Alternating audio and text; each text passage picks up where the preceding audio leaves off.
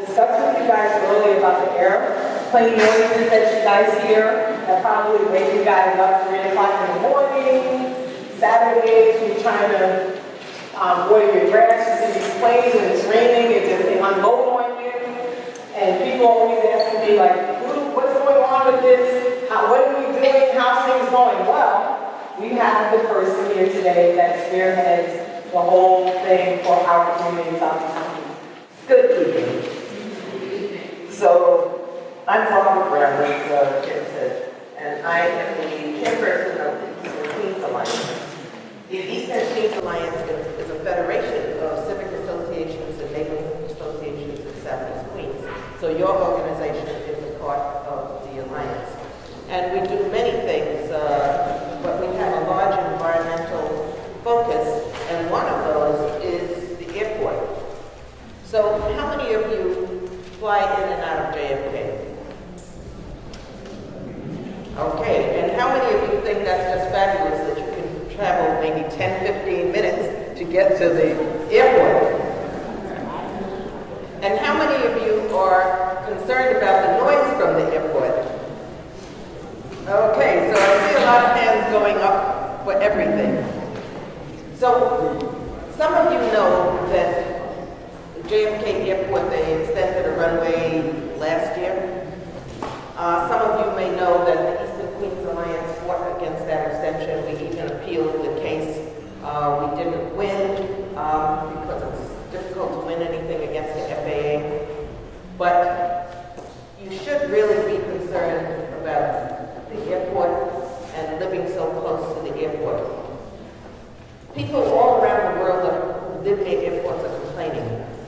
They're complaining because of the noise, and some people are complaining about air pollution.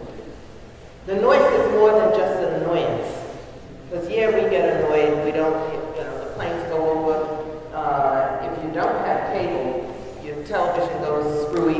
If you're having a conversation, you can't hear what the other person is saying. So it is an annoyance. But there's a lot of research out there, and I've brought some handouts, because there's a lot of research out there that shows that noise from aircraft and air pollution from airports are dangerous to your health.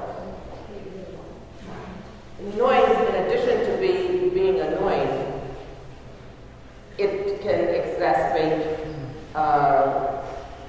hearing problems. It can cause probably hearing problems in children. It can raise your blood pressure.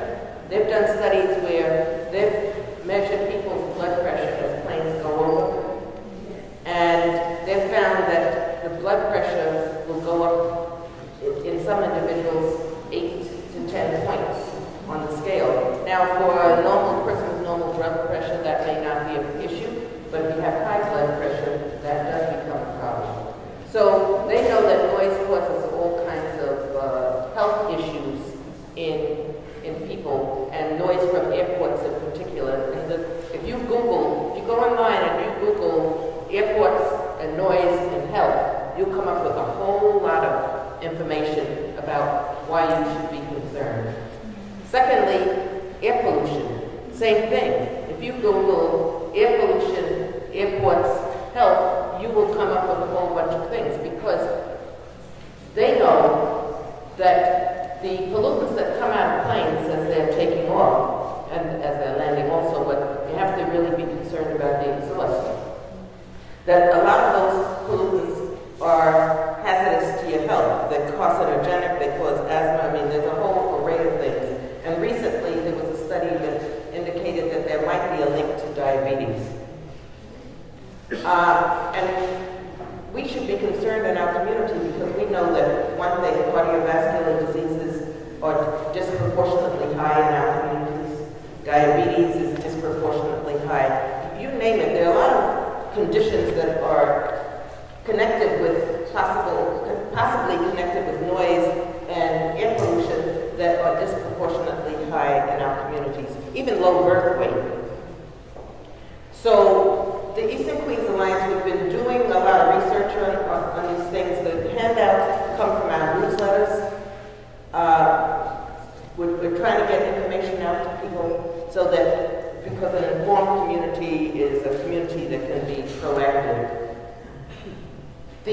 other thing that has exacerbated the problems with the airport is that there's something called NextGen. Now, NextGen is it's an improved technology for, well, a whole range of things, but particularly for aircraft and airports and how planes come in and out of airports. But one of the things that we are concerned with is that NextGen, it's so good that it allows planes to fly closer and closer together. So if you've noticed, you see more planes flying over you than ever before. The planes are, if you clock them, they're at least every 2 minutes. Sometimes they're even closer together than that. Because one of the things that they have done is they've come up with a way to prevent air turbulence, or what they call weight turbulence, from being a problem, or as much of a problem. The weight turbulence is the turbulence in the air that's a result of a plane just flying by. So since they've come up with a way of making sure that planes, that weight turbulence, they can negotiate it, they can fly the planes closer together. So the planes are flying closer together. The other thing is that the planes, if you look up NextGen and what it allows planes to do, you will see that they're bringing in planes in a straight, more or less straight line. That means some of the folk who are getting planes over them, they're being bombarded over and over again because the planes are coming in. And by the time they reach us, they're coming in a needle-like fashion. So that's something that we are concerned about and that we have been raising questions about. With the runway extension, the report that we had, that they put out, the environmental impact statement, it admitted, it was embedded, you had to read it. But they admitted that the planes are going to be flying a little bit lower. And indeed they are. And I think, I don't have proof of this at this particular point in time, they were not supposed to move something called the landing threshold.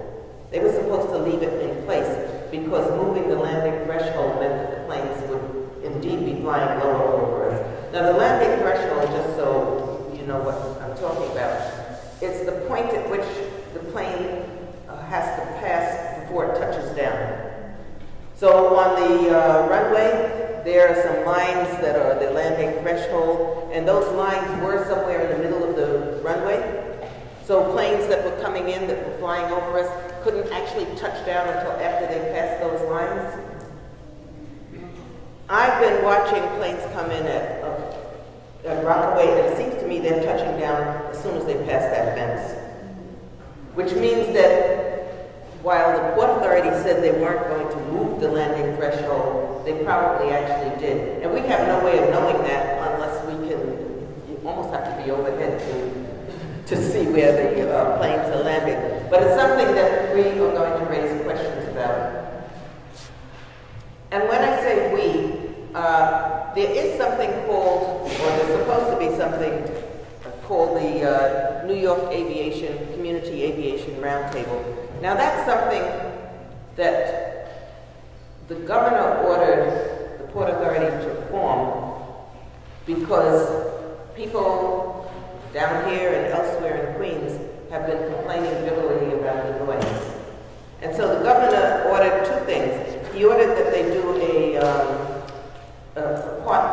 they call a Part 150 study. That's a noise study.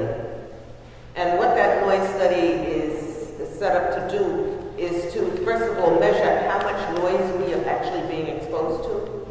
And so there are noise monitors at the ends of the runways.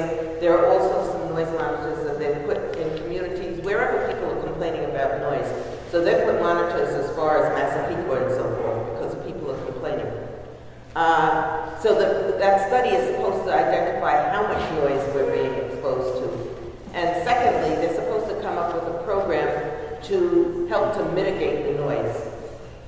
Typically, what happens is that they offer to homeowners soundproofing, a degree of soundproofing of their homes, because it's usually the windows, but if they don't soundproof the whole house, I'm not quite sure, how good that is. So right now there is a study going on. It started last year. It's slated to be completed in 2018, and it then has to be approved by the FAA. But getting that study was a win because the Port Authority had refused all along to do a study. Airports around the country were doing studies, but this Port Authority of New York and New Jersey had refused to do the study. And they said, well, people aren't that upset. You know, they gave a lot of reasons why they didn't need to do a study. So that's one thing. The other thing was that the governor ordered that there be roundtables for the airports.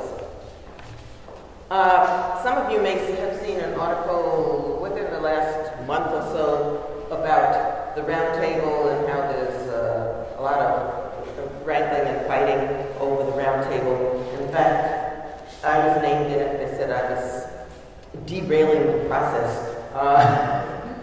I'm the current chairperson of the roundtable. There is a group in northeastern Queens and in Nassau who they want one roundtable for the whole of Queens, taking in both airports.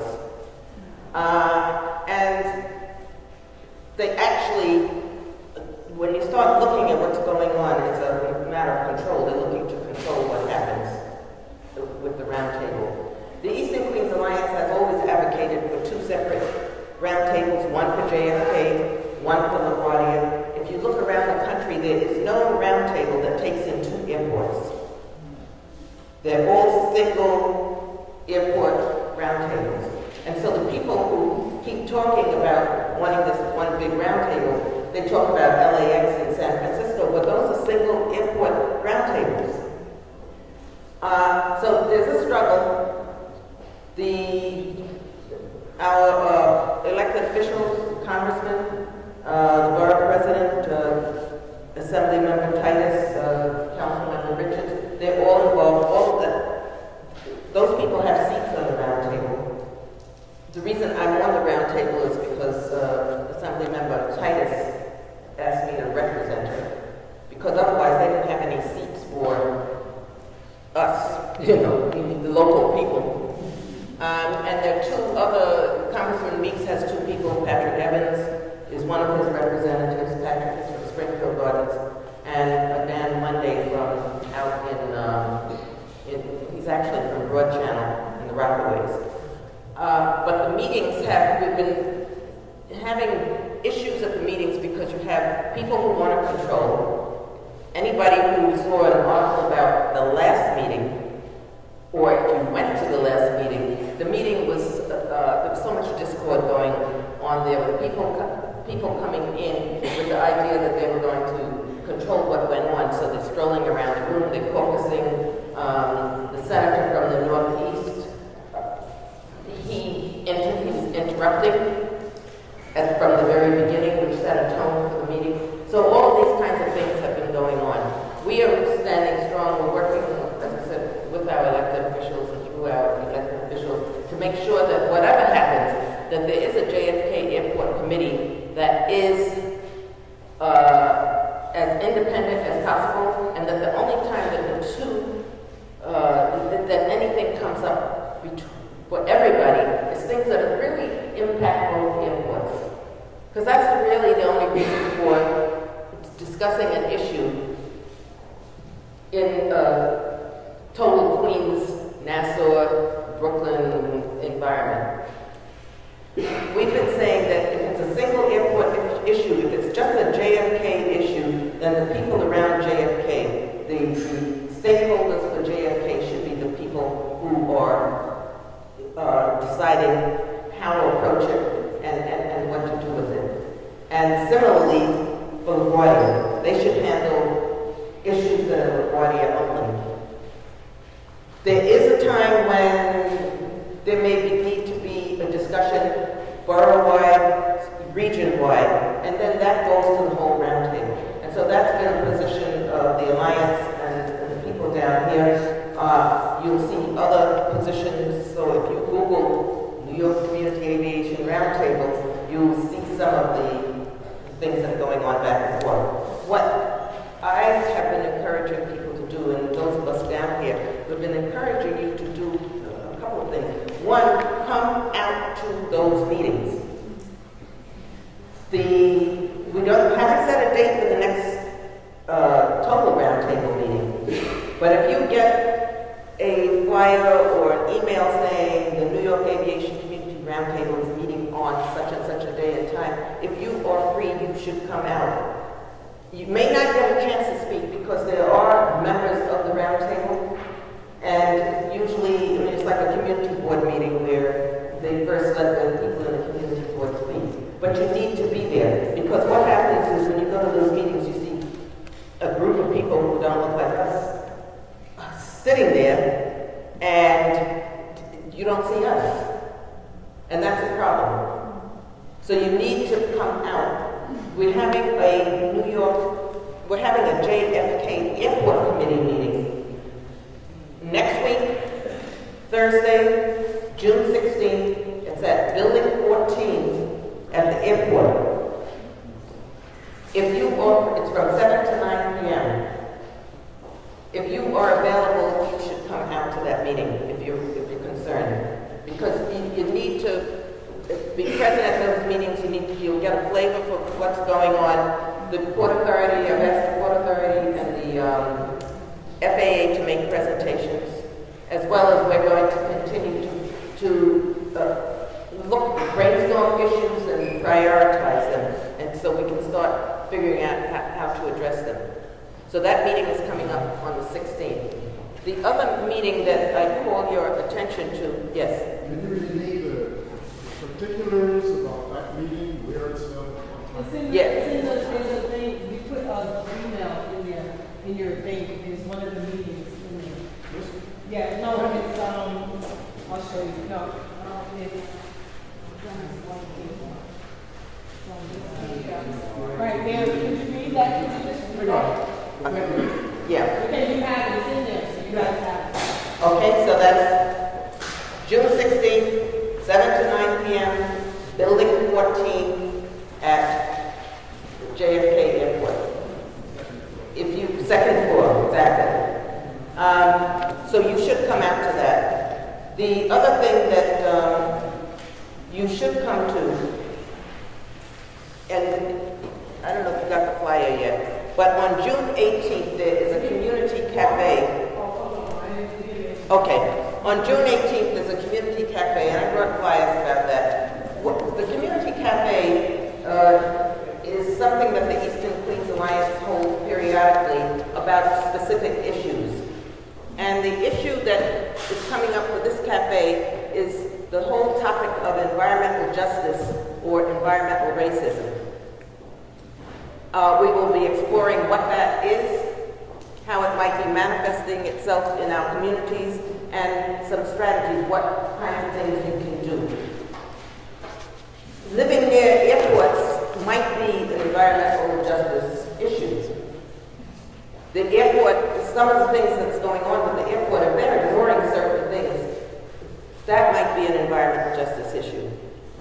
Some of you, I think your organization dealt with the cell towers. That could be an environmental justice issue. Flooding, there are a whole range of issues that can come up under that topic. So we're having a community cafe. It's a Saturday morning. We're serving breakfast. It's going to be at the Herbert Birch Center over in in Christ the King Church. And so you owe it to yourself to come out and participate in that meeting. It's not a sit-down, listen meeting. It's a participatory meeting. But we have those meetings because we think it's important that people get information. It's hard to argue points if you don't have the information. So that's coming up. The other thing that you have in your hands is a noise complaint form.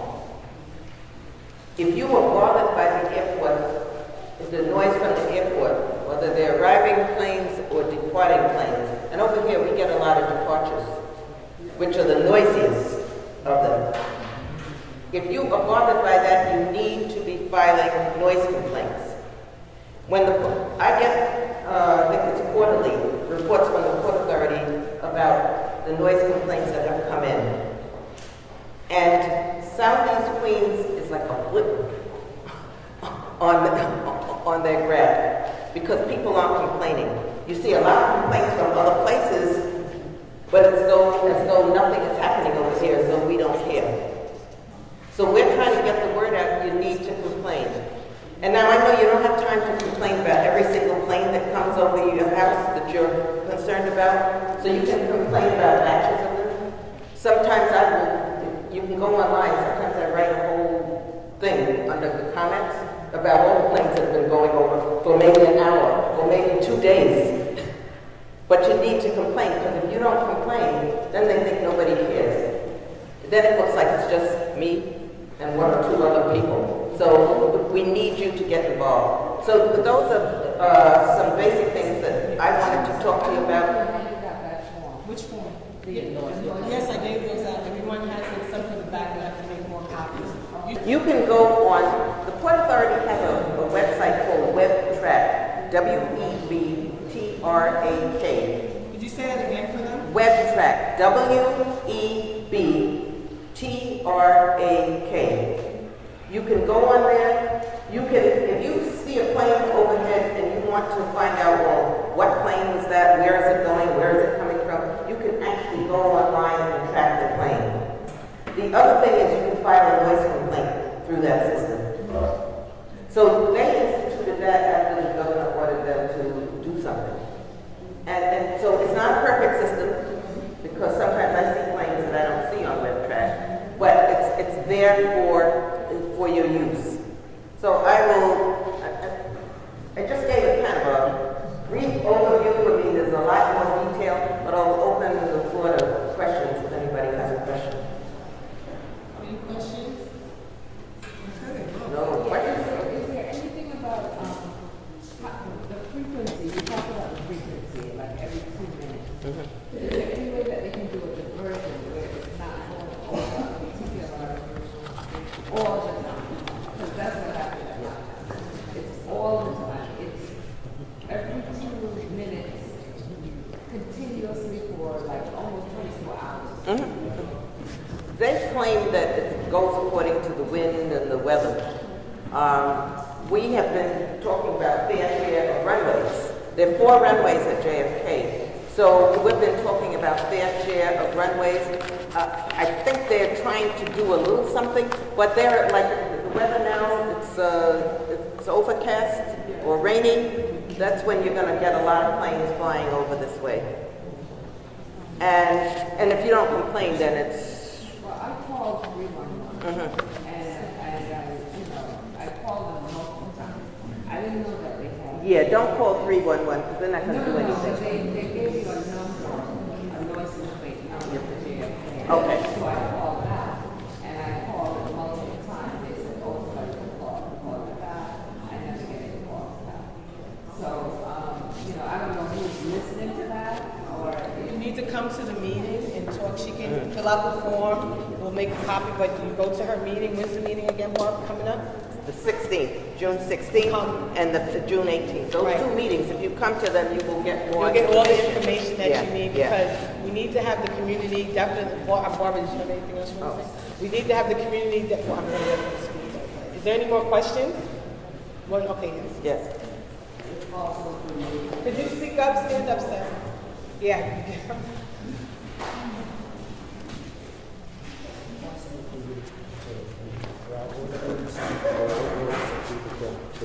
What did he say? What did he say? So everyone can He's hear? asking if it's possible for me to go through this so you know how to fill it out. Well, we'll do that after, because we have another guest with the 105th precinct. Yeah, this would be. And then we'll talk about it after he finishes. Okay, but I'll just say that basically we gave you 3 ways of complaining: telephone, letter, or internet. So you don't have to do all 3. You can choose one, whichever is best for you. Excellent. So thank you, Barbara. Thank you. I wanted to say to you guys, Barbara, she's been doing this work. I told you she also does Idlewild Park, Southeast Queens Alliance. She does a lot.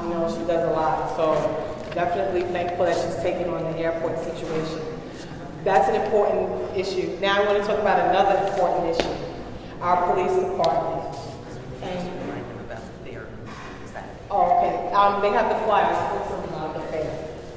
Now, I want to talk to you about our police department, how good they are.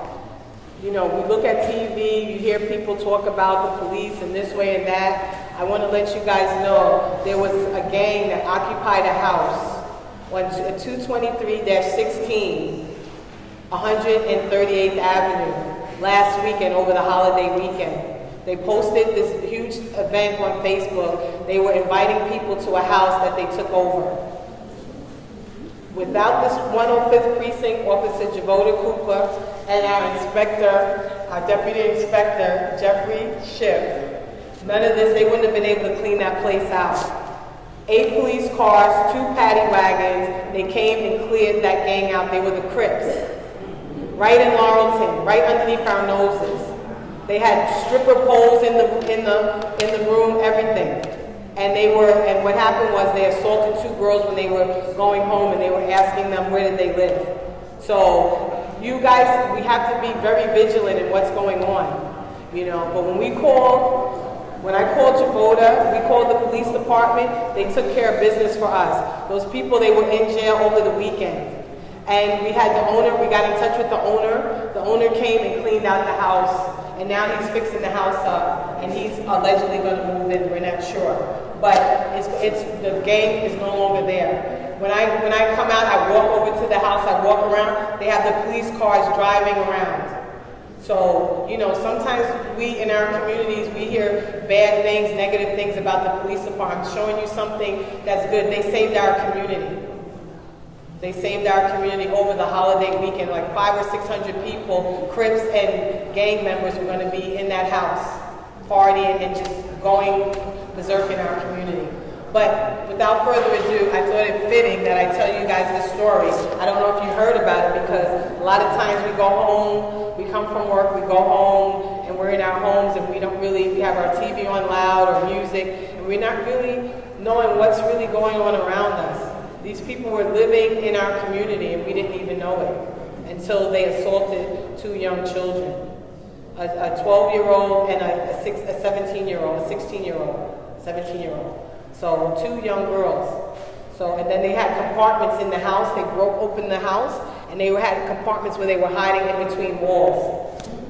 Right. So the police did their due diligence. So with that being said, we were very thankful to have our Deputy Inspector, Mr. Jeffrey Schiff, come and talk to us about what's going on. And we just want to thank Officer Javoda Cooper too.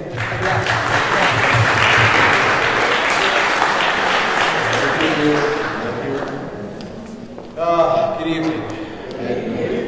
Thank you for allowing us to address you.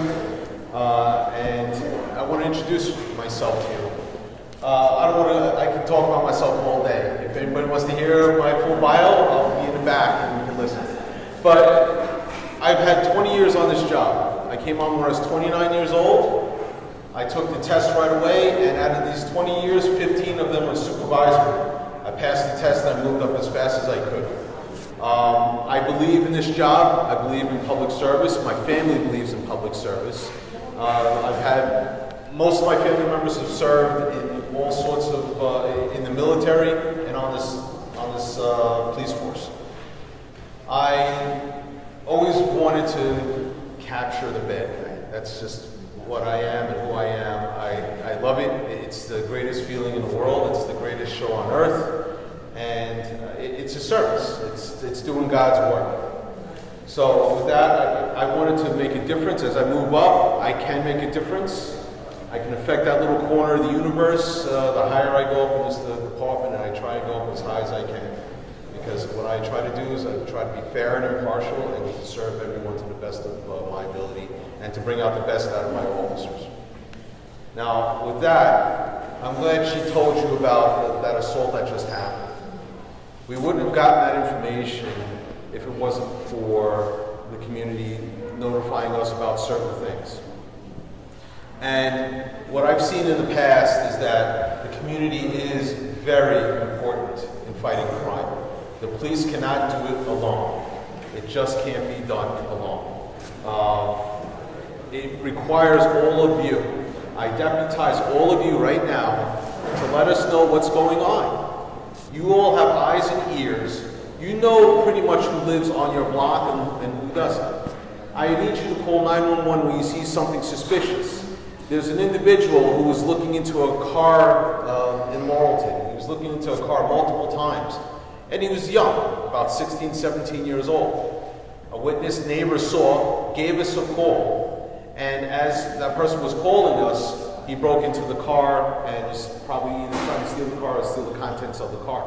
But the thing is, we responded right away and we caught the individual. And we made the arrest. And guess what? He's a Laurelton resident. Okay? And that's the other thing too. I like to communicate as much information as possible to the community. How can you help us to help you if you don't know what's going on? So the way I like to play it, I like to be upfront about what's going on. I would love to come up here and tell you everything is rosy, peaches and cream, and NYPD is the best, and we're doing, everything's great. But that's not the case. That's not the business that we're in. Unfortunately, we deal with a lot of unpleasantness. And I expect when I tell you this information that you use your God-given intelligence and your courage, convictions, as a community, one community, to say, hey, look, we know about the problem, we're on it, we analyzed it, and we're addressing it, and we're doing the best we can. But to help us out, you can keep your eyes and ears open. You know who belongs on your block. You know that a person who's touching multiple car doors probably doesn't own 5, 6, 8 cars on that block. So he's probably, or she's probably up to no good. That's a good indicator right there. And again, here's another one. If someone's going on to multiple properties, and they don't seem to be up to no good, give us a call. We'll identify that person. And burglary is a very insidious kind of crime because there's a pattern that's happening way up north, not affecting your area, but up north where a female is going around, she has a clipboard, she's knocking on doors, she's asking for John Smith. Oh, I'm sorry, I have the wrong house, goodbye. But when she knocks on that door and doesn't get an answer, she'll give the high sign to her burglary crew and they come in and burglarize the house. Okay? So even those types of people, if they're not engaging the people in a meaningful way, and they seem to go from house to house and it's a quick hit, kind of give us a call, because it could be a deception type burglary. But again, you know who belongs there. And we don't. We have to, for the NYPD, we have to establish reasonable suspicion. And that's when we do the stop, question, and or frisk if necessary. Other than that, we don't know who belongs where or on what property. So I need your help. Now, to help us out with that, we've established an email address. It's 105PRECINCT@nypd.org. Again, that's 105PRECINCT@nypd.org. Now, this isn't where you report any noise complaints, okay?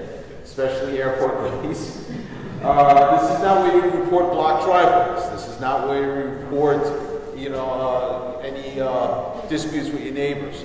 All that is either 911 or 311 calls. Okay? This is to gather criminal intelligence. A lot of the problems I've seen in my 20 years on this force is that a lot of people are reluctant to get involved because they think they have to go to court, they have to testify, and in some cases that is true. However, what I try to do, what my officers try to do, is that we try to solicit as much information from the community about problematic locations or individuals, and then we'll develop our own probable cause independent of you. That way we keep you out of the court system. So if you know you have a problem house, that's a known gang location, a drug house, what have you, let us know.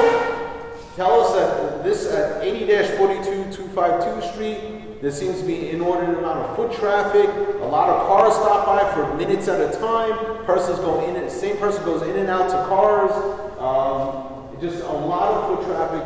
Give us the time frame, as much information, maybe card plates, whatever you can give us. If you can give us telephone numbers with code words, that would be great too. Whatever you can get. Any photographs, send that to us, because now I can farm that out to the appropriate unit that does these long-term investigations, and then we can do something about that location. Okay? This is not for, any 911 emergency call. You got an emergency, you call 911. Suspicious person, you call 911. Noise complaint about a barking dog or some other quality of life issue, 311.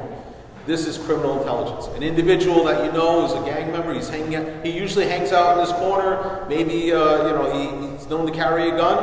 All right, so what we'll do is I'll dispatch my plainclothes officers, we'll observe him, and we'll see if we can see the telltale signs of a gun in his waistband, or wherever he or she is carrying it.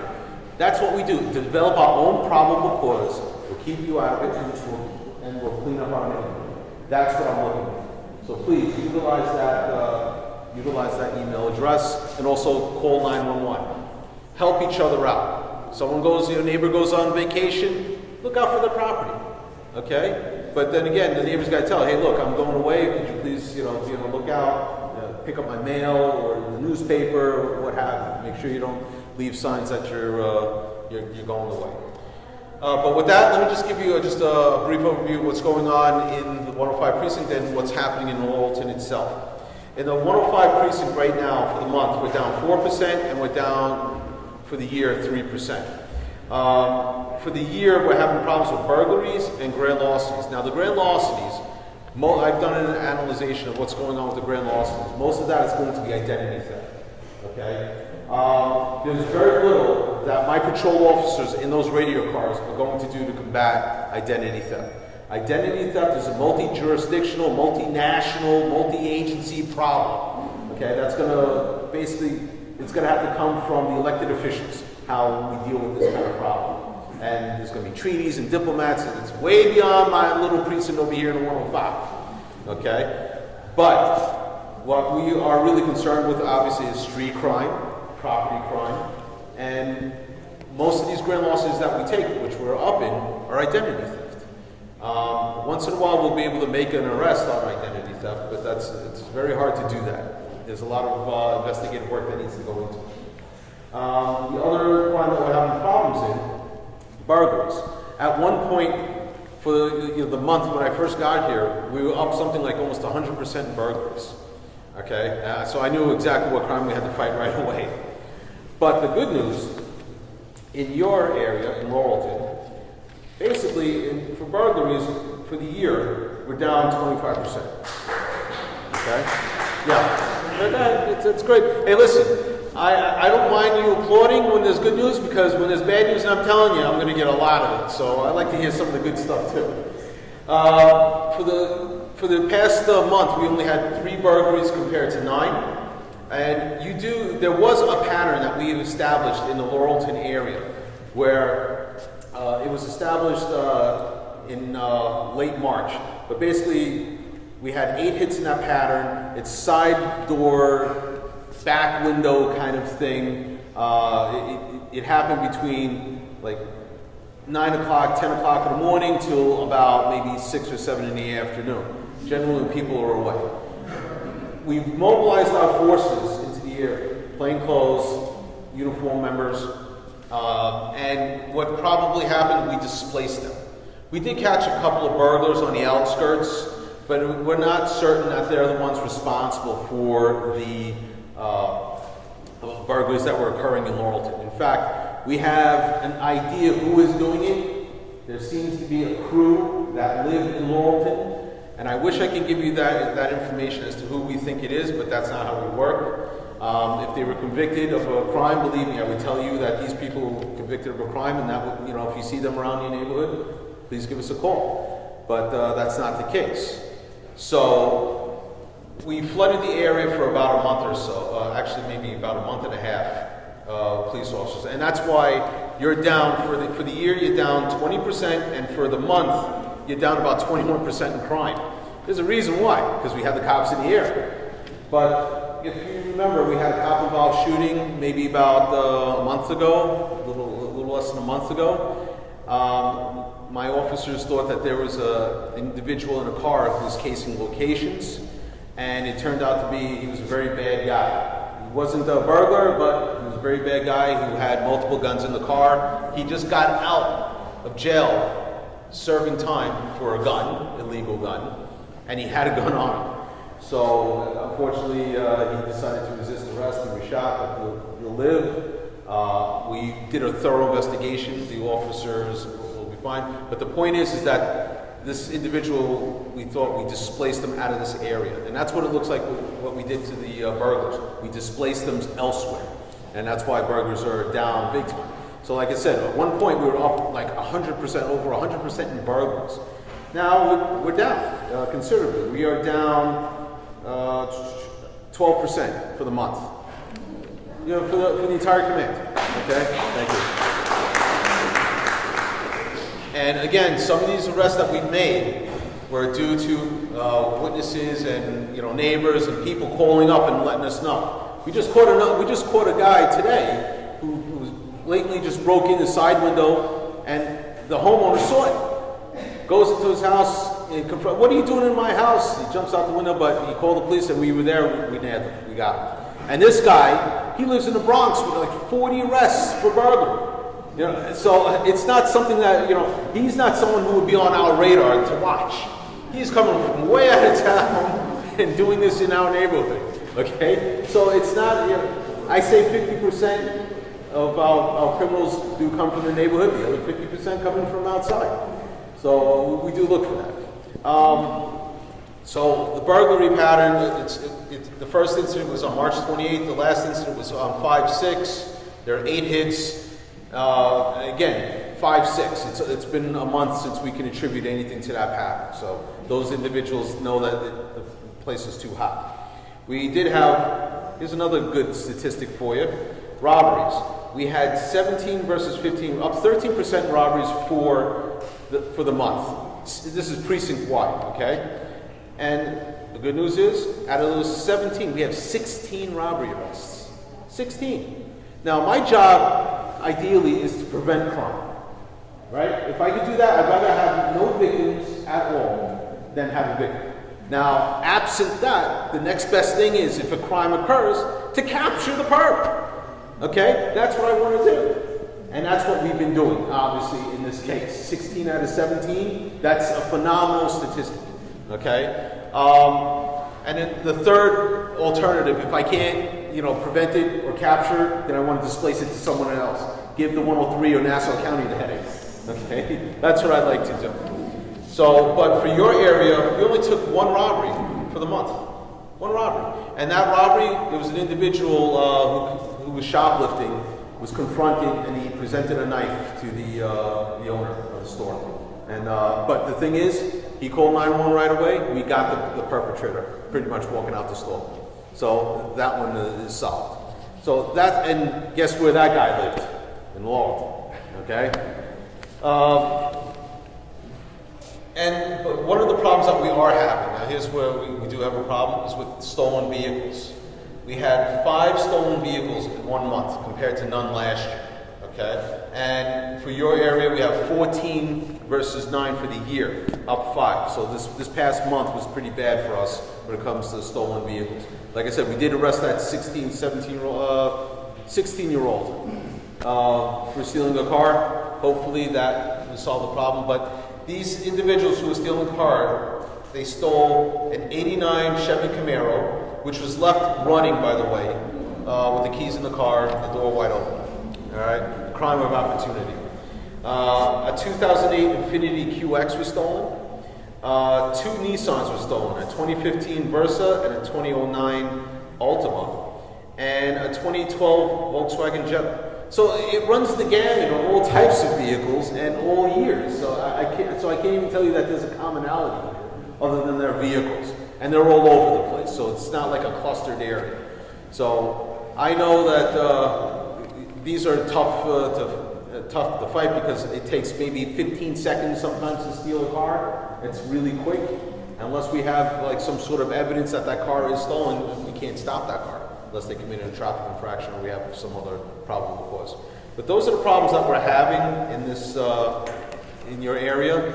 I'd like to introduce my executive officer, Captain Courtney Island. I'm here just 3 months. She's here maybe 2 months and 2 weeks. So you have a brand new executive staff for the 105, and I'll let her introduce herself. And she has some traffic and domestic violence issues to talk to you about. Hi, how's everybody doing tonight? Again, thank you for having us at the meeting. My name is Courtney Nyland. I've met some of you at the service about a month ago. I was invited to the service here, which was an amazing day, and I thank everyone again for that. I'm not new to Queens. I'm new to the 105, but most of my career I've spent in Queens and in Queens South. So I've worked in Jamaica, South Jamaica, Richmond Hills, at all different positions, from police officer all the way up to captain. Right before I was a captain here, I was assigned as a captain in the 101 precinct, which is in Far Rockaway, Queens, where I was there for about 8 months. My primary function as the captain of the precinct is I help coordinate the domestic violence and the traffic safety programs. So, you know, in the future, if you have any specific questions about those issues, you could always get into contact with me. You can get into contact with my community affairs officer. We've been trying to do a lot of domestic violence outreach. So at maybe future meetings, we'll have domestic violence officers here or the domestic violence supervisor, just to, you know, in more detail describe to you guys what type of outreach we do, what we can offer victims, what we could do for not just catching the bad guy, but for preventing domestic violence and for helping out the victims even after the crime is committed, which we feel is very important. Traffic-wise, you know, I'm in charge of the precinct traffic safety program, which it's a vast traffic program. We have more miles, you know, in the 105 precinct basically that we have to cover than any other precinct in the city. We have highways, we have byways, we have everything you could think of. I was actually just talking with my boss today about that. We have more people that drive through our precincts to come and go from work than anywhere else in the city. Okay? In the past month, just a little statistic to throw out there, of everybody involved in a car accident, this is whether you're the passenger in the back seat, wherever you were, we had 887 people involved in car accidents. 818 of those people did not live in the 105 precinct. So, you know, it's a lot of people driving through, but it's a lot of people that are affecting this community. Because if you're getting into an accident with one of these individuals, it does affect you.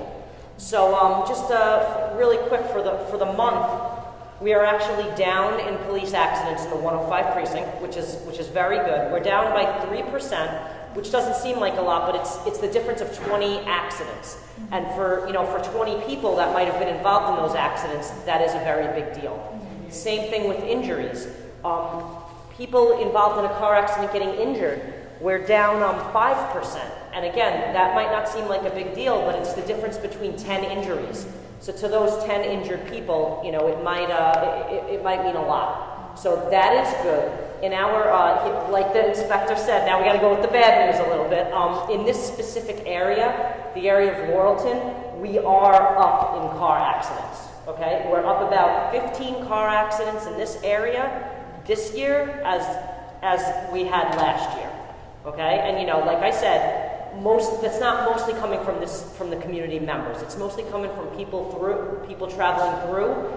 But you know, that also means we have to drive safe too, because it might not be us, it might be the other guy. But if we're a little more attentive, if we're not texting, if we're not on our cell phones, you know, not doing our makeup while we're driving, we might be able to prevent that accident. And you know, and like you're laughing, right? But like you would expect, the major times of car accidents in this area are the work times. Going to work in the morning, leaving work in the afternoon. So, you know, just be a little more cognizant when you are driving. Like I said, may not be you, may be the other driver, but because of your, you know, quick thinking, you might be able to prevent that car accident. You know, we are doing significant amounts of increased Vision Zero activity in this area. You know, not only just writing tickets, but also trying to educate the motorists a little more about what's going on. And that's also something in the future where we could have representatives from traffic programs at the meeting, you know, to talk about the issues with you. I just wanted to touch on those quick. Again, I'm happy to be here. You know, any questions you have, we're gonna open the floor in a little bit to questions. but I'm here to help, and any specific problems you have, I can hopefully guide you in the right direction for.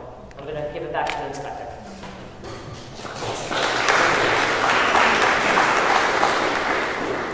Okay, so questions? Yes, ma'am. Good evening. I want to talk about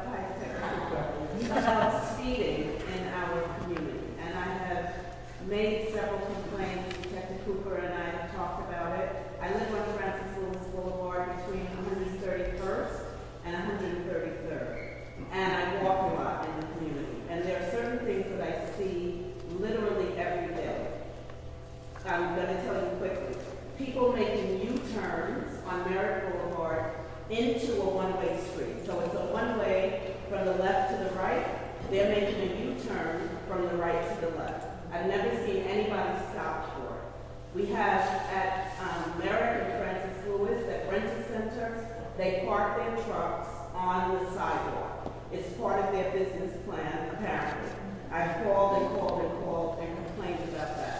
I spoke to a traffic person in a car, and they listened, and I watched them, and they drove by, they looked at it, and kept going. And there is a huge amount of speeding and running stop signs, especially on 133rd Avenue. I understand there was somebody at the meeting a couple of months ago who talked about the circle at 225th Street. So even if we don't use makeup, the cell phone's in the trunk, we're not distracted by a screaming kid in the back of the car, there are people who are flouting the law.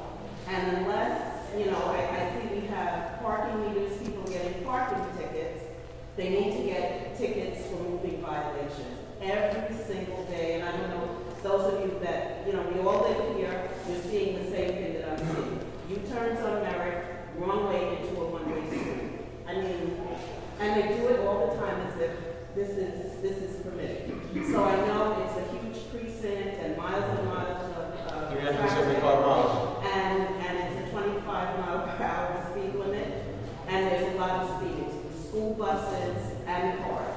In the morning when kids are going to school and people are going to work, and again in the evening. And it's super dangerous. It is, and it's a systemic problem.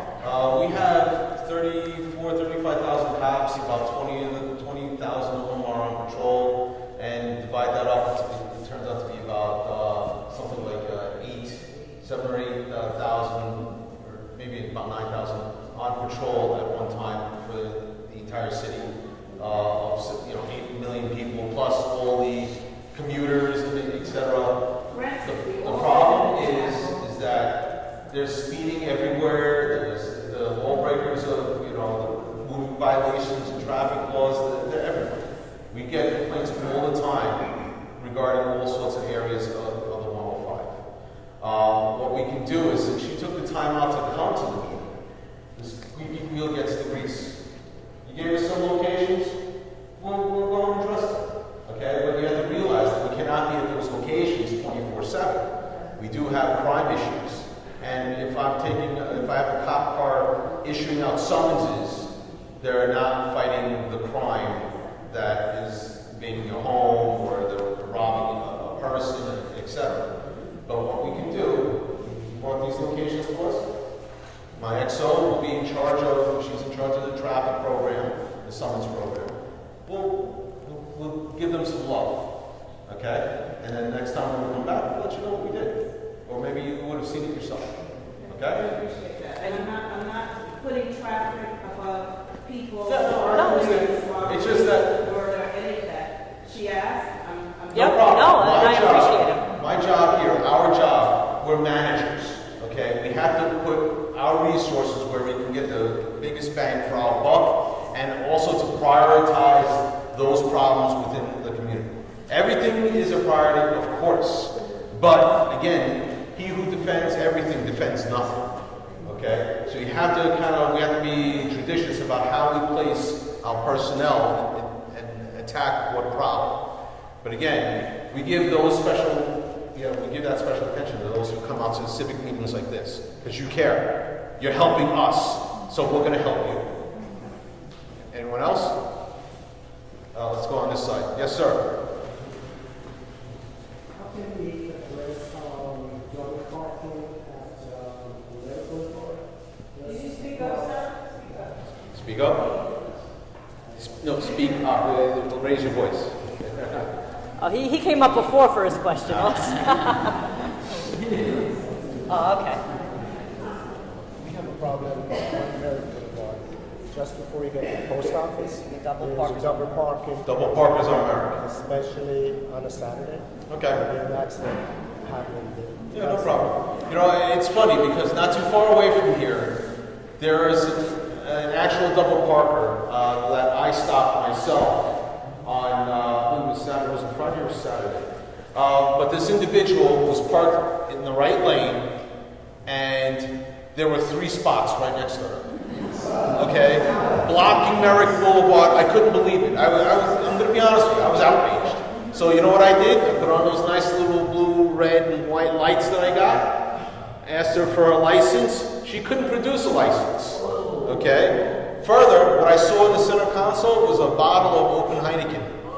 Okay? And I'm like, you've got to be kidding me. You've got to be kidding me. And it turns out that she had a suspended license. That's why she didn't have a license. And guess what? She was arrested. Okay? I don't tolerate it. This is what I do. This is what my executive officer does. Okay? We don't like the double parking either. We do issue out a lot of that. Is a Vision Zero type summons that Mayor De Blasio has said that hinders traffic flow because we want to reduce accidents, reduce injuries, and increase traffic flow. That's basically the Vision Zero plan. Okay? And that one got to me. I had to do something about it, and she was thrown in jail, and she went to go see the judge. And she lived only like a couple blocks away too. But that's on our radar. You're not the only civic who complained about it. We know about it. That's why I did what I did too. So That is actually on our radar as one of our target locations for that infraction for double parking. And I could spew out numbers, but we write a significant amount of double parking summonses at that location. And I know we wish we could have someone there, 24 hours a day, but we actually do what's called initiatives, which is where that is our focus for the day, is in that area, which is also the speeders on Francis Lewis before. I could tell you just in the past month, we've issued out 15 speeders on the Francis Lewis corridor. And it's something where, again, you're not the first complaint, and I'm sure you're not going to be the last, but we're doing what we can to address it, and your comments aren't going unnoticed. Yeah. Okay, this is something where Detective Cooper takes down notes of everybody's complaints and comments, and we appropriately deal with it. And it's something where we could follow up on it with numbers. Next. Yes, ma'am. Sorry. Sure. I'm from Community Board 13. I have a question regarding which Ms. was saying about the speeding. Is there any way to put speed cameras up? Because I've learned that speed cameras are very effective. That's going to be made at the behest of the council. That's not the NYPD. That's not NYPD equipment. That's DOT. Elected officials coming up where to place them and coming up with the money to get them. Okay, so the police department couldn't, with all the analysis that they're getting regarding speeding, suggest that to the elected officials? Well, what happens is that the councilman will usually come, or DOT will come and say, what do you think they should be? We do a quick analysis, we give them locations, and then they are guided by their own machinations and their own departments on how and where they put these cameras up. Okay? Anyone else? Yes, ma'am. I hope this is a nitpicking question. Me too. Regarding parking. Okay. I've seen where they're making 3 parking spots out of 2. And they're large cars, vans, SUVs, and it's right at the driveway, and then it's one right behind the other. And then when I'm coming out of my driveway, I have to get out of my car, make sure that there isn't a car coming. By the time I get back in my car, here comes the car. So my question is, it's very hard to see a car coming with the parking like that, and they're one right behind the other. There's no wiggle room. Well, that's not against the law. They're parked legally, as long as they're not blocking your driveway, your space where you can get out. Unfortunately, that's not your problem, but I guess that's many people's problems, but they're parked legally. Yeah, you're not the only one, but if they're parked legally, there's nothing we can do about that. That's just being bad neighbors, and you know, I wish I could do something about that. So, yes, sir.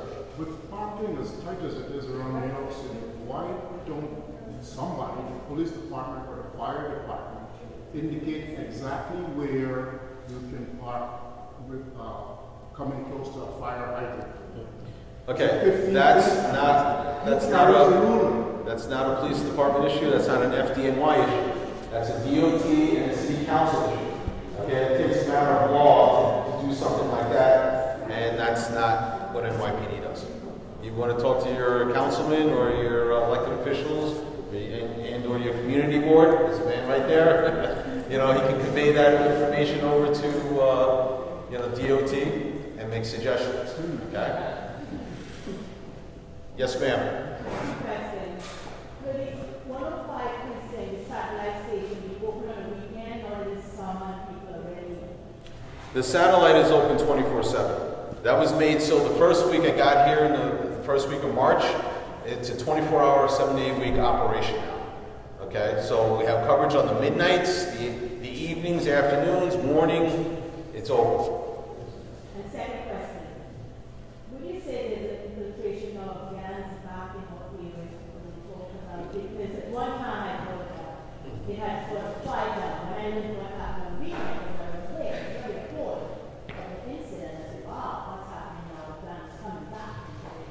I wouldn't say it's a proliferation. It's not a breakout of gang activity. I mean, there are flare-ups here and there, but these are individuals that, you know, I can tell you, gangs are moving into more the credit card fraud as opposed to the old days of slinging, you know, all sorts of drugs and getting into violence. You know, that's one of the reasons why, you know, crime is down citywide.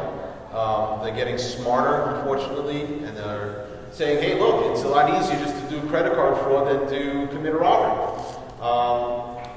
There will be flare-ups here and there. It happens in almost every command in the city, throughout the city. Our job is to keep an eye on it. When we get a location, that's when we try to do our observations and we try to catch them dirty. And we'll do what we can. And that's why we need your help. If you have a location where gang activities, you know, flaring up, maybe they're drinking on a corner, you know, they're drinking out of plastic cups of alcohol, it's against the law. Well, right now it's against the law. It's a criminal court summons and or a civil court summons. That's up to us. But we can still address that problem. And then again, small, you know, bad people do bad things, whether small or big. If they're going to commit crimes of robbery and larceny and property theft, they don't care about drinking or smoking marijuana out in public. They don't care about that stuff, or urinating. They don't care. So you know what? We can arrest those individuals for doing those things, take them off the street for a while, let them know that we're on to them. And believe me, it does help. So if you have a location, please see me afterwards, and we'll do what we can. Okay? Someone? Yes, ma'am. A very bad double parking space. Francis Lewis and Merritt.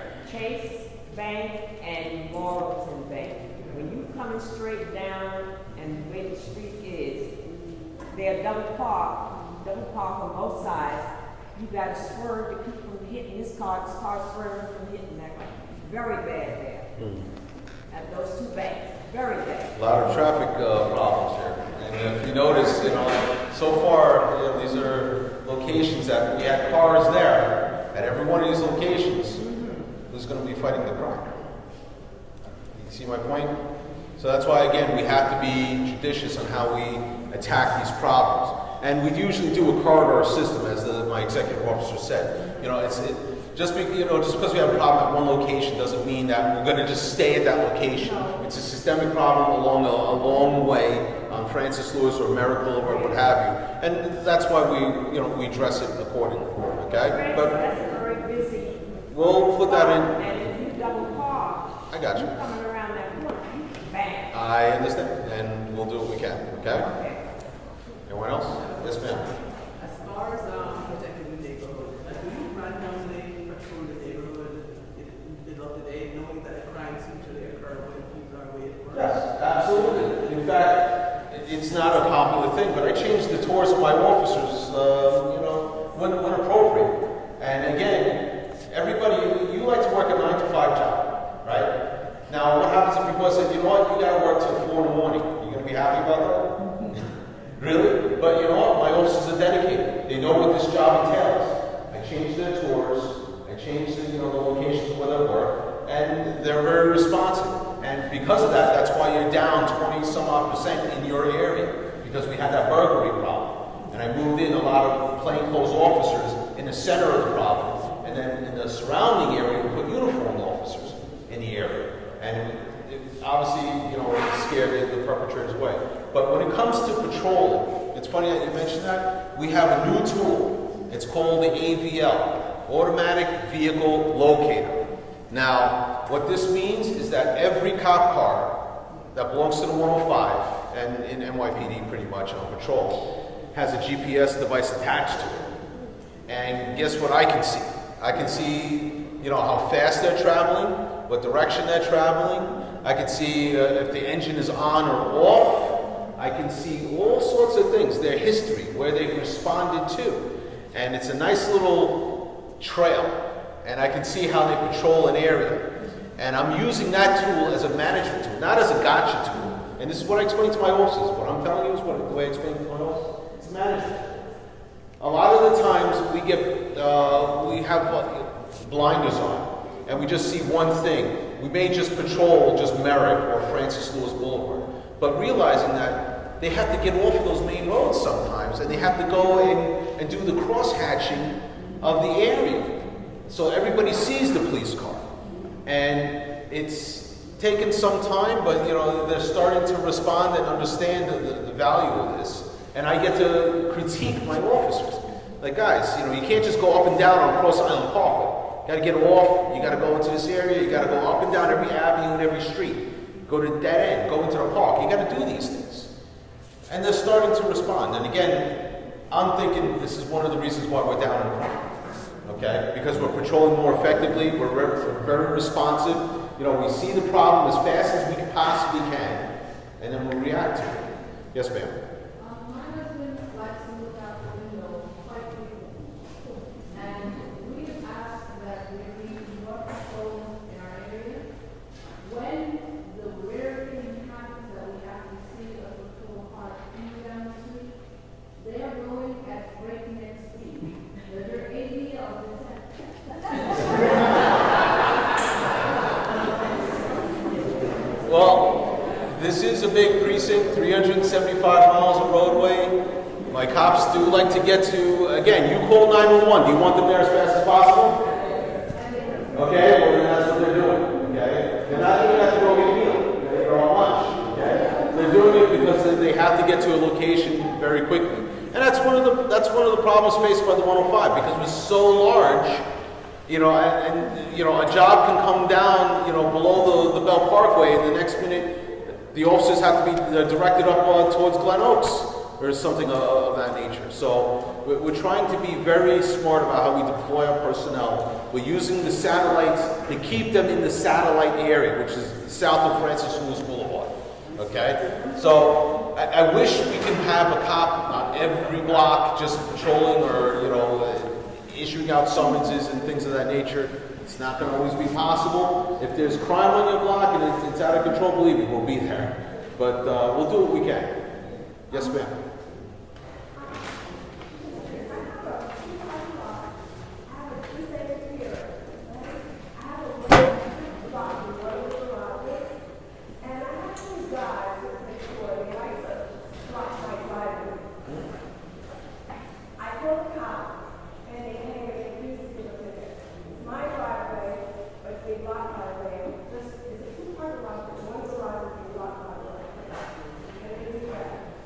Well, you know what you can do? You can actually, you can take a picture of that, call 311, see what happens, and if it's not resolved to your satisfaction, let me know that service request number, give me that picture, and I'll talk to those two officers and have them come to my office and explain why they did not do what they're supposed to do. Okay? So what I do is I hold my officers to a high standard. Okay? That's basically what I do. I believe that if you hold people to a high standard, you may not get that high standard of 100%, but you get something close to it. If you expect low things out of people, that's what you're going to get, the minimum amount. So do that for me next time. Okay? Take a picture, call 311, print out that request, if you get a service request number, and I'll have those officers in my office answering that. And believe me, they don't want to be in my office. Usually, a block driveway is a lower pole in terms of response time. Right, absolutely. 311 is secondary to 911. That's a plain fact. You can do that too. Okay, but also if you call into the precinct, make sure you get the officer's name and shield number. Okay? That you spoke to. Can I, officer, this is my problem. Can I have your name and your shield number, please? All right? Take that picture, and then you let Cooper know, or you can come to the precinct, and we'll deal with it. Okay? Yes, sir. One more question about the relationship between police and community, right? So I know that sometimes the youth, a little different, but we have a quick relationship understanding safety and just community conversation. They are not sure, right? And so when an officer is looking at that, or when there's time for interaction, and then it's probably cause for search, right? Or I don't know, sometimes around the 15th, or there's like a particular time where things get a little bit like hot presence, and they seem to be looking for something, maybe it's time for quota time. I don't know what that is, I'm not still looking, but the point is, it brings about a nervousness in the community, right? And we want officers to always have a friendly relationship. A child who's at officer always likes to see the uniform, but as he becomes a teenager and hears about his friend that got beat up or something like that, the relationship is what I'm concerned about. So when I'm talking to other youth, I'm from United 226th Street Block Association. So when I'm talking to other youth, I'm trying to get them to understand that you hear service, right? There's a public service involved, and they should understand what and how to interact, as opposed to being like their reason, right? So there's a whole. I just want to build an awareness, and it's a program to help the youth who are soon to be the future about community understand what that relationship has. Absolutely. There's a number of youth programs. First of all, if you have an association and you have these kids in that association, you can invite us and we can talk to them directly. We have community affairs officer, and listen, everybody talks about her, right? Everybody knows Detective Second Grade Cooper. Okay? We have youth officers. We have the executive officer, myself. Wherever we're invited, we go. Okay? We have a crime prevention officer. We have a domestic violence officer. If you want those youths to understand, or to build a relationship between the youth and the police, invite us. Okay, that's the first step. The second step is we have a number of youth programs in NYPD. You have the Summer Youth Academy, which basically shows you what the NYPD, it's kind of like a military boot camp kind of style camp. And they tell you about certain things that you can do, what you can't do when engaged with the police, all that kind of stuff.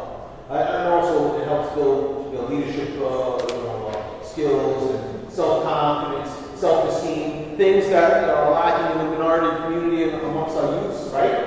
All that is important. Then we have the Explorer program too, and that's basically an extended summer camp. It also provides them uniforms. They take trips, organized trips to constructed locations within the state, not just the city, but they go upstate, like a camp, sleep away. They learn a lot of self-sufficiency.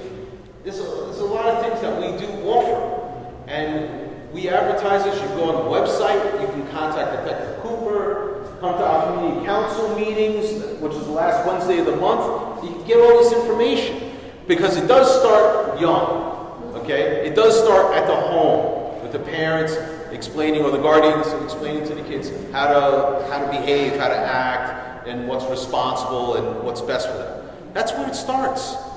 By the time it reaches me, it usually is too late.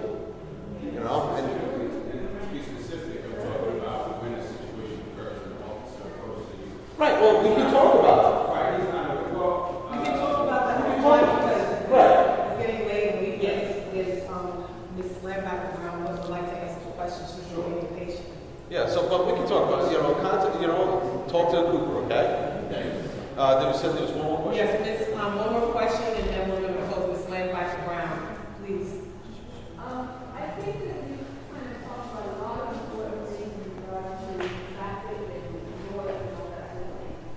And we've been living in our home and God for the past 15 years, and we've tried to make sure that we are truly a part of the community and not, just kind of living and that's it. What we're trying to do also is to be aware of things that are going on, things that change and are not quite what they should be. And so, that being said, we have used 311 and we use 911 a lot, trying to get people to recognize there is a house in our block that has been a problem for the entire time that we've been there. And it appears as though he somehow is able to know that you all are coming when the rare occasion happens and do actually respond to our call. And it's gotten to be so frustrating because of the fact that we have no other way of dealing with it but to contact, 311, 911, whatever is required. Because we do believe that there is other activity going on in that home that could be considered illegal. We smelled it. Okay, so if you want, you can talk to us afterwards. We'll take down the location and we'll get a little more information and we'll see what we can do. Okay? Okay, well, we just wanted to say thank you so much. Oh, thank you.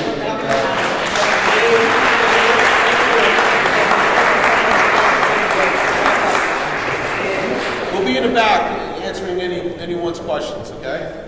I just wanted to, as you guys know, we have our Assemblywoman, Alicia Hyman, and we have another person who's running for Assembly too. Her name is Lorraine Bridges. She's running for Assembly in our district as well. So Lorraine, you can say like 1 or 2 words, and then we'll have Ms. Lynette speak on behalf of Senator Conley. So yeah, you can say a few words really quickly because we're short for time. Good evening, everyone. First of all, thank you for letting me say a few words. My name is Lorraine Bridges. I am running for the City Assembly. I live in Laurelton. I've been living there for 22 years. I'm a long-time education advocate, human resource professional by day. I'm running to help Splash to bring new ideas to the community, help strengthen our schools, and I have information if you need. I write for community colors on education because that's my passion, education and helping our children grow and advance to prepare for the future. I only have a short period of time, but I'll be right in the back. If you have some additional questions, I would love to speak to you. But like Kim said, 2 minutes. I could talk a little longer than that, but I will be in the back. Thank you. Once again, Lorraine Giddens Bridges. Okay. Well, like I said, we just we give information. Also, we have Ms. Lynette from Senator Conley's office. She's giving us an update on what's going on in the Senator's district. You guys, I hope you guys get his newsletters. He's everywhere. Yes, so good evening to all, and I know it is late. So as you all know, we're in the month of June. The Senate sessions will end for this term. And, on the district level, to be honest with you, so we respond to all of the issues, the DOT issues, the traffic issues, the policing issues. All of the issues are addressed through our office, as you all know. And I just wanted to reiterate the organization that presented earlier, Neighborhood Housing Services. We have a tremendous amount of constituents that are coming in, struggling with their issues of keeping their home and with foreclosure. And we have a great relationship with that organization who are definitely helping the constituents remain in their home. The big issue also is education and the co-location at Q109. Senator Comrie is working very, very hard to make sure that there's no dumping in our school districts and in our communities on any level, really. But the Q109 is just a matter of making sure that every school has everything they need before you say it has nothing and you want to bring some other school and some other program in. So he's on the forefront of that. There's just so much. If you all know Senator Comrie, he's actually on the forefront of just about everything happening in this district. I want to say this. Also, by the way, did everyone here get a rain barrel? Are you aware of the rain barrel giveaway? Did you? If you have one, please just raise your hand. I just want to make sure the word is getting around. So that's a very few. You want to get your rain barrel, especially over the summer, because it saves water, collects the rain, and you reuse the water for other things. And the next rain barrel giveaway is July 10th. And you have to go to Cunningham Park to pick it up. But most importantly, call the office, put your name on the list, and reserve your bag. Another thing, we're moving into the spring-summer session as we are, and we're going into a full level of health consciousness. So the most, I think it's in the packet, so Kim asked that I at least show you what it is. You'll have a full packet of information here. It looks like this from our office. You can go over that. And then for those of you who have young children, grandchildren, families, there's a major basketball camp for the summer. So please, it's free. Everything we do is free, absolutely. Of course, we cannot charge for anything. So if you have children, your neighbors, you see young people on the street need something to do, it's a major basketball program for the entire summer, sponsored by our office. It's also in your package. And then, as it was in demand, we did an outstanding walk for wellness last summer. For 10 weeks, every Saturday morning, the senator himself is out walking with the constituents for good health to, of course, reduce and prevent childhood and adult obesity and other medical issues. But the thing about this is that we have a professional fitness instructor that provides a workout for 15 minutes. Then we walk. You get to talk with the senator every single Saturday throughout the summer. You get to walk and talk, and then after that, for 15 minutes, we have experts for nutrition, health, and wellness every Saturday. That's in your program. But the most important thing is the networking with the senator on a personal basis during this walk. And we have had feedback that many of the participants continue walking, have lost weight, have done all those things, and we are pushing the senator, as you know, to do the same thing. So it's our effort to make sure he does his part, and we're asking the community to help us help him do his part as he is serving and helping you. So by all means, just keep in touch with our office, and just know that I don't know how much you know the senator, I don't know how much you follow all the work that he does, but honestly, he is on the forefront of just about anything's happening, and he is working hard for you, and there's no doubt about it, and that is not a political spiel. I work for him, and I work hard for him, so I know what he does. So thank you for having me, and enjoy your evening. Well, everyone, this is our last meeting until September. Our next meeting is September 6th. All civic organizations break for the summer. It's a lot of work to put these things together, and we all need to get a vacation too. So I wanted to say, I'm going to miss you guys, but you have our information. You guys have our email. You can send us a line. You guys have my cell phone number, our numbers, and our P.O. boxes if you have any issues. And I really wanted to close out this meeting since it's the last meeting until September 6th, which is the day after Labor Day, is when we're having, because the next week is Election Day, it's the 13th, September 13th. So we can't have the meeting, we're not going to have the meeting, so it's Election Day. So it'll be after you guys come from your barbecuing or whatever, that Tuesday. But I wanted to close out this meeting properly because, like I said, we have the summer and a lot of things go on, and I want to make sure everyone's safe and protected. So I want to have Pastor Richards come up and say a blessing and prayer for us as we go along this summer, and then we see you guys back safely. So here's Pastor Richards. Thank you very much. Good evening to everyone. I hope you got some very valuable and useful information this evening. I'd like to just bring this to your attention just before we pray and dismiss. This weekend, right here at church, we are taking a page from the mayor's office. They have started an initiative called Thrive NYC. Have you heard about that? That has to do with bringing mental health awareness. There is a lot of misinformation about mental health. Folks, especially folks from our demographic, we are very afraid of that term mental illness because we don't want our mental issues, because we don't want anybody to label us as crazy. But if we are stressed out, if we are grieving, mourning, or just feeling a little depressed, all that is mental health issues. And sometimes we need some help. And if we don't acknowledge it, if we don't understand what is going on, we may not find the help that we need.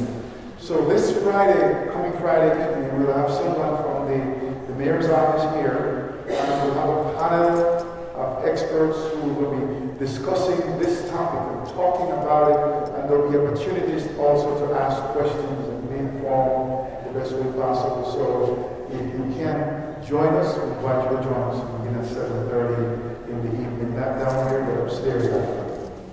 And also for the women in our, yes, 7:30 p.m. on Friday, yes. For the women, there is an organization that is run by my wife. It's called the For Real Women International. And they have a program that they're running this summer. For the first time they run here in Queens. They've been running in Brooklyn for many years. And it's called the Leadership Academy for Women. And it's for women 18 years and above. It's an empowerment curriculum for women that runs for 7 weeks on Sundays. It's almost like a summer camp for older women. So you can find out more about that on their website, which is the number 4, rwi.org. And you can find out all about it. It's number 4, rwi.org. So hopefully that you can find some useful information there and take advantage of it. Now I'd like to ask you to stand with me and sit for a while, so that we can just look to God and we ask for His blessing and protection this summer. Let us bow our heads. Loving Father, our God, we are so thankful for life. We are thankful for the privilege that we have to live in this great nation, the United States of America. And we're thankful for the freedoms that we have here. Freedom of conscience, freedom of religion, freedom of just being who we are, and practicing whatever we practice and believing whatever we believe. And we ask, Lord, that this community, the Laurelton community, and all the families that are represented here tonight may be safe, may be prosperous, and may have an enjoyable summer.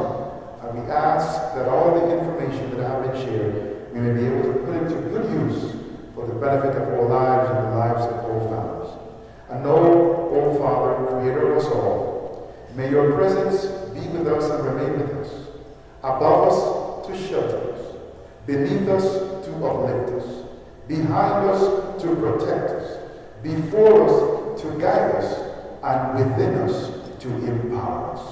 For we ask it in the mighty name of Jesus Christ the Lord. Amen. God bless everyone.